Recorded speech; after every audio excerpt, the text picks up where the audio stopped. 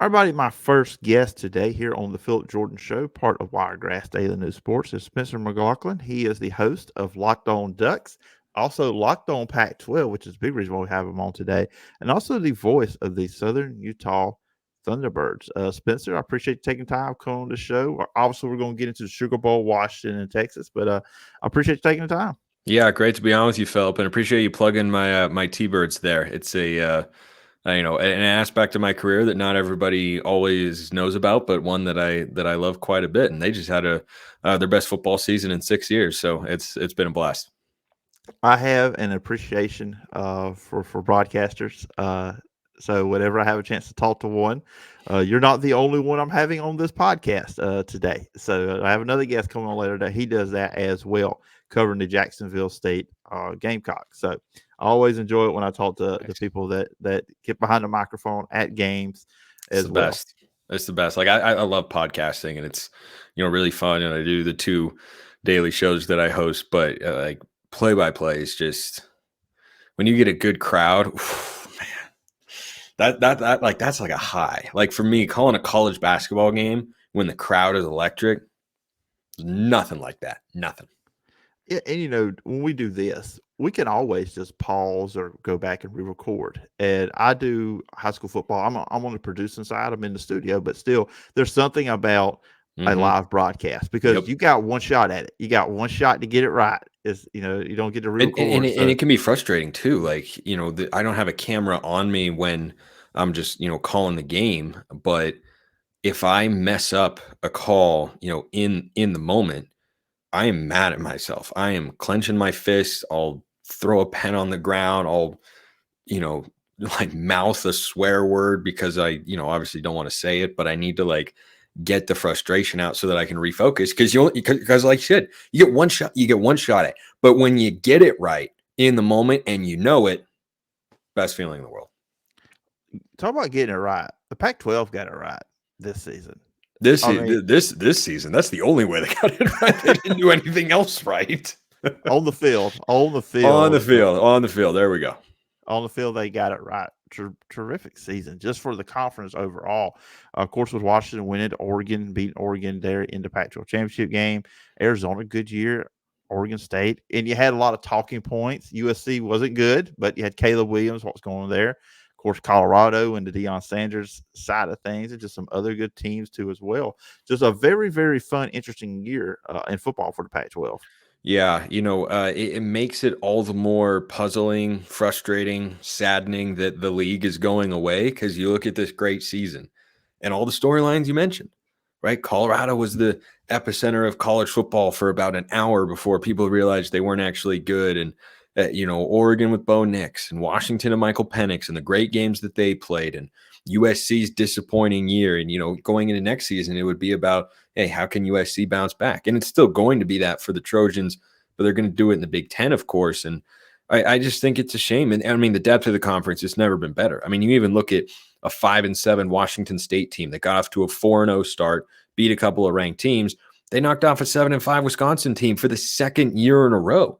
They have, a lot of difficult circumstances up in Pullman that are being exacerbated by this whole, realignment nonsense. But Jake Dickert's a good football coach, and they had a good quarterback in Cam Ward, who's in the portal now for the last couple of years. And I think that for the conference to go out like that is on the one hand fitting, and on the other hand, it just drives home the frustration that I and many other West Coast football fans have of why are we here? Why is this?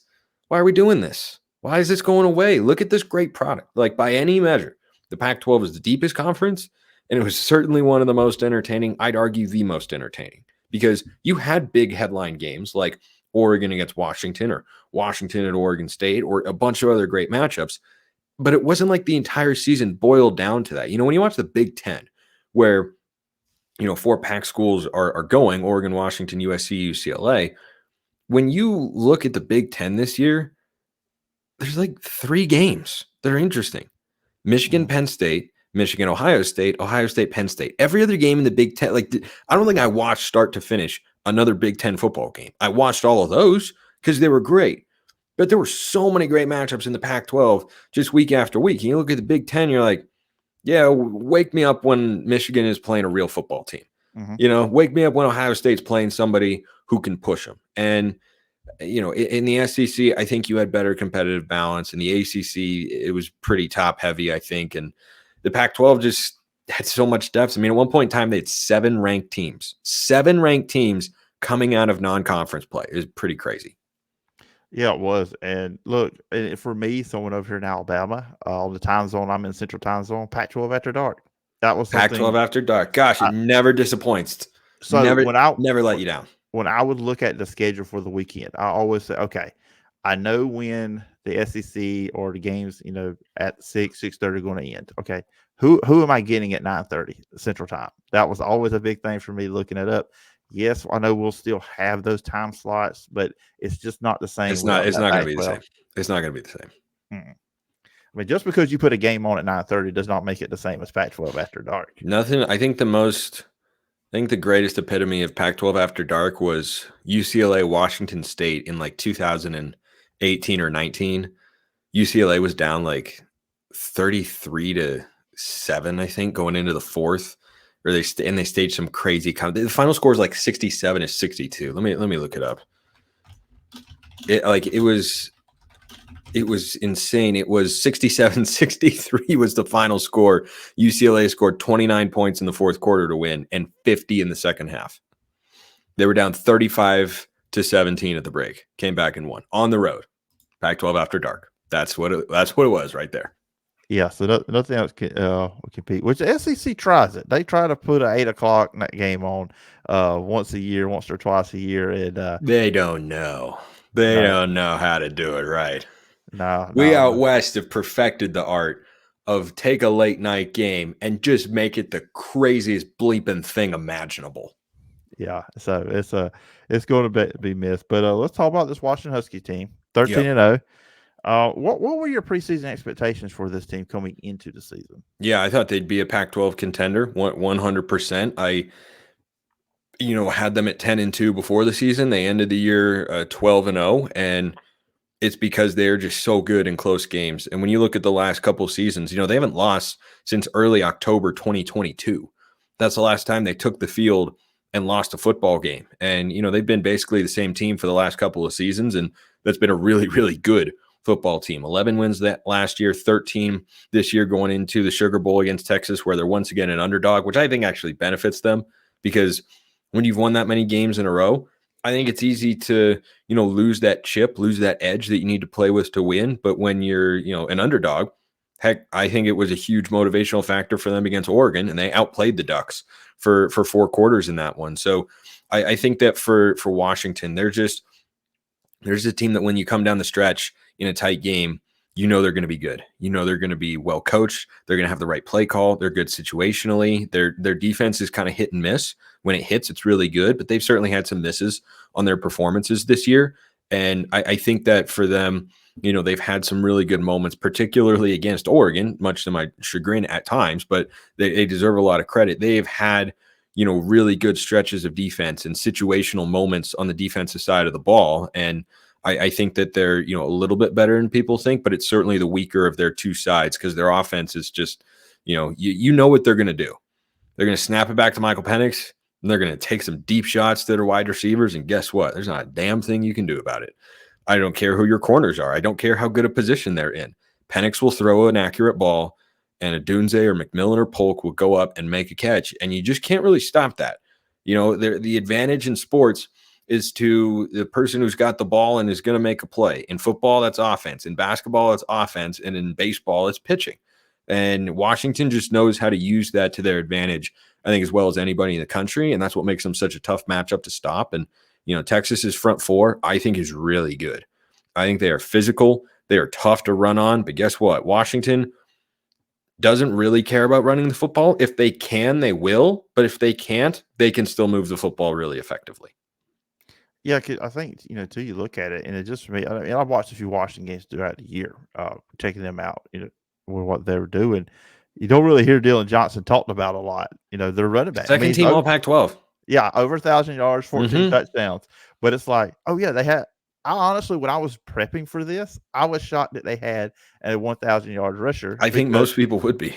because just what you see with the aerial assault with Penix and the receivers. I mean, for Odunze, he has almost 18 yards a catch. And then you've got Polk, a 17 yards. So the big play down the field.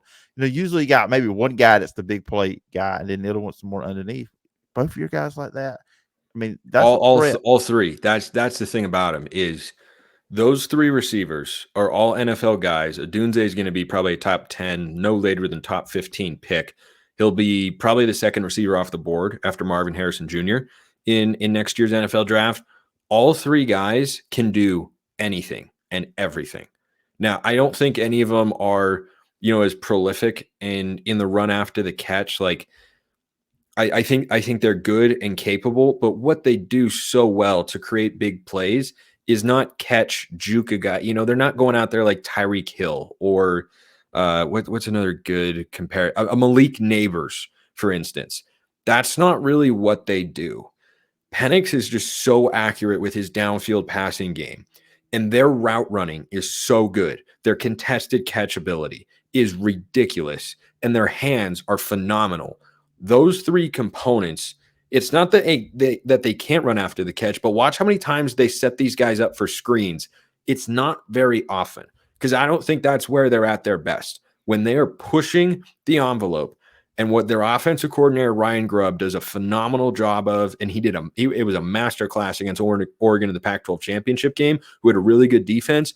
He got receivers matched up with Oregon safeties, and the Duck safeties could not cover the Washington receivers. Grubb knew that, and so every key situation, every third down, every time they needed a play, they would get a receiver on a safety, and it was game over, no matter who it was. McMillan cooked a safety a couple times. Odunze would get matched up on safeties, and you can't shadow a guy because if you do, guess what? The other guys are going to get matchups that are more advantageous. It's a really difficult offense to stop. Oh, and looking at defensively, at look, the numbers are great.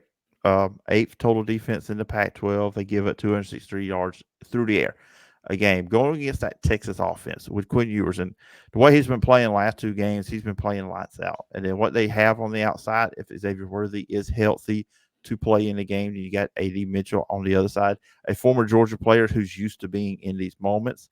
They found ways with Jonathan Brooks being injured to still run the ball effectively. How do you see the Washington defense going up against that Texas offense?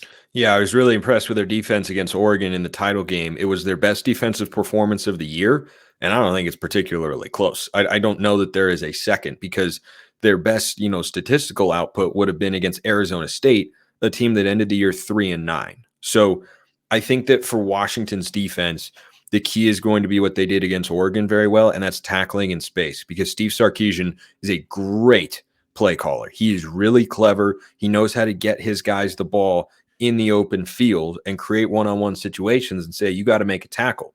Well, Oregon's Will Stein has been doing that all season long, and Washington's guys, they just make tackles. Go watch, just game highlights on YouTube, and you'll see a number of instances in which Oregon players are brought down in the open field, whereas in the previous two matchups, which were both Washington wins, those tackles just weren't being made consistently. Bucky Irving was stifled. Troy Franklin had one of his worst games of the year. The secondary played exceptionally well for Washington, but the key difference for me was tackling in space. I think that is what unlocks the potential for this Washington defense that's got some high caliber players. ZTF and Braylon Trice, that's a dynamic, powerful combination coming off the edge to get after the passer. And then you have Edwan Ulufosio at linebacker, who is an all-conference guy. I think he was on like a third-team All-American list. He's been really good. And then their key in the secondary, I think, is Jabbar Muhammad, the Oklahoma State transfer. He is a lockdown kind of guy. And I think that when he's playing well, Washington secondary, gets a big boost. And it's going to be a really fun matchup. I lean towards the Texas offense there just because they haven't seen any of these players before, whereas they had with Oregon, and they were familiar with some of the stuff the Ducks were going to run. And I expect Sarkisian to come out with a pretty brand new game plan. And I know it's a rematch of the Alamo Bowl, but I think you're going to see stuff from both of these offenses that you just haven't seen this season. And I'm excited for both of these semifinal matchups. I think they're going to be great games. And I think this one, you're going to have both teams over 30. And I do think Washington wins. Yeah, I feel like everybody's paying attention to Alabama, Michigan, which I get it. It's the jerseys, the classic uniforms. You're playing at the Rose Bowl, but this one right here, I feel like is the one that could steal the day, could steal the show. I agree. With these two quarterbacks and these two, it's going to be fun. But you're looking at two guys that are NFL quarterbacks too. Let's be honest. Milroe and JJ McCarthy are probably not going to be playing in the NFL. Nope. Not very long if they do get there. At But least these not two, not playing in the way that Penix and Ewers could be. yeah. I think both guys are capable of being franchise quarterbacks if they go to the right situation. Mm-hmm. So, anything else? Any other keys to this matchup that you could think of? I'm not going to ask you to make prediction when you're going to do that on your show. And number two, we still got a few weeks before these two teams play, so it's a little premature. You got to let the stuff marinate with a game of this magnitude. You can't be calling your shot too early. I think that for Washington, their ability to get pressure and Texas's ability to get pressure, I think that dynamic is going to be really critical, because what disrupts a great quarterback more than anything? Pressure. Mm-hmm. And Oregon tried to blitz Michael Penix the way Arizona State did when they held him without an offensive touchdown in Seattle, back on October 21st. And guess what? Oregon couldn't get any pressure because Washington's offensive line is very good. And this is why, I do like Washington in the game. Texas's strength defensively is not their secondary, it's their front four. And they're really good. But guess what? Oregon's front is really good. And they have been all year, and they couldn't touch Penix. They did not pressure him consistently. He had time to throw. I think he's going to have time to throw again. I mean, you got NFL caliber players like Brandon Dorlus on that Oregon defensive line. You got a former 5-star in Jordan Birch, who's been great. Yeah, I mean, they got a great depth of talent in that front seven. And Washington's offensive line and their protection game plan was just better. It was just better. And if you give Penix time to throw, that's game over. And the last thing I want to talk to you about, we're going to get out of here on this. Of course, I mentioned at the top, I host a Locked On Ducks. And as a guy that covers Auburn for Last Word on College Football, and you guys, the Oregon quarterback was Bo Nix the last 2 years. And I'm happy for Bo Nix. A lot of Auburn fans have some negative feelings about him going to Oregon and stuff. I'm like, hey, yeah, get away from Brian Harsin, number one. And then two, just, sometimes change the scenery is the best. I just want to ask, how was Oregon able to get the best out of Bo Nix? Because I'm going to tell you what, when he was at Auburn, it was always the Bo Nix experience. You just did from play to play. Mm-hmm. You didn't know what you was going to get. He seemed a lot more buttoned up, more polished while he was there at Oregon. Yeah, he absolutely was. I think it was threefold. I think number one, you gave him better offensive coaching. At number two, you gave him a running game, which he didn't have at Auburn. And number three, you put him in a situation where, he's the leader of a team that can actually compete in the conference and on a national level. And, you give him players like Troy Franklin. He had a couple good receivers down at Auburn. But I remember watching those games. Heck, I remember watching the Oregon game that he debuted in back in 2019. And, they didn't really do a lot offensively in that football game. In fact, they caught some breaks, and Oregon, kind of handed them the football game in more ways than one. I know neither team played perfect, but Oregon, had a fumble down inside the 10-yard line that got returned to the other 10-yard line, missed an 18-yard field goal, and a couple other things where they were just really sloppy in that game. And, as I watched Bo Nix's career progress at Auburn, I just saw a guy who, was having to play hero ball all the time. And he didn't have to do that at Oregon. He was allowed to just sit in the pocket, use his experience and knowing football as well as he does, to where he was in complete command of Oregon's offense this year. And he was just allowed to sit back there and facilitate. And I think that's what was missing at Auburn, was the ability for him to not be pressured in the pocket all the time. He was one of the fewest sack quarterbacks, or one of the least sack quarterbacks over the last 2 years in all of college football. Oregon's had a couple of great offensive lines. They had a running game, so they had balance. You had great receivers, and I think he had some better offensive coaching as well. After watching him for the last 2 years, I just look at Auburn. I'm like, how did you ruin this guy? What were you doing down there? But the answer is, you made the Brian Harsin hire, who apparently nobody wanted anyway. Yeah, look, hey, Gus Malzahn, I don't think his offense fit Bo Nix either. That was another thing because that's who was the coach when he went to Auburn. He had a great running back in Tank Bixby because they can never block for him, and that was always an issue, which Hugh Freeze is fixing at Auburn right now is the offense line. Real quick, before we got here, the new quarterback, Dylan Gabriel, Yeah. coming from Oklahoma, who's a future SEC team that Auburn had to deal with. But how does he fit in with Oregon and what they like to do? I think he fits in well. Ran a good amount of RPO stuff at Oklahoma. Will Stein, the offensive coordinator, who was a finalist for the Broyles Award this year, did a really good job utilizing that in Oregon's offense. And I'm curious to see how much he runs Dylan Gabriel because Kenny Dillingham ran Bo Nix a lot more last year than Bo ran this year. And Bo was a better player this year, statistically, eyeball test, health wise as well. He got injured and it derailed Oregon's season last year when Bo Nix ran the ball on a 3rd and goal against Washington before they could have, punched it in for a touchdown and iced the game. Instead, they end up losing. He's hurt and everything kind of, falls apart from there. So I think that for Will Stein, he's got a guy who knows how to facilitate, knows how to read a defense, knows how to get the ball accurately where it needs to go. Almost 70% completion this year. I think Dylan Gabriel is a good addition for the Ducks and helps keep them competitive in the college football playoff picture.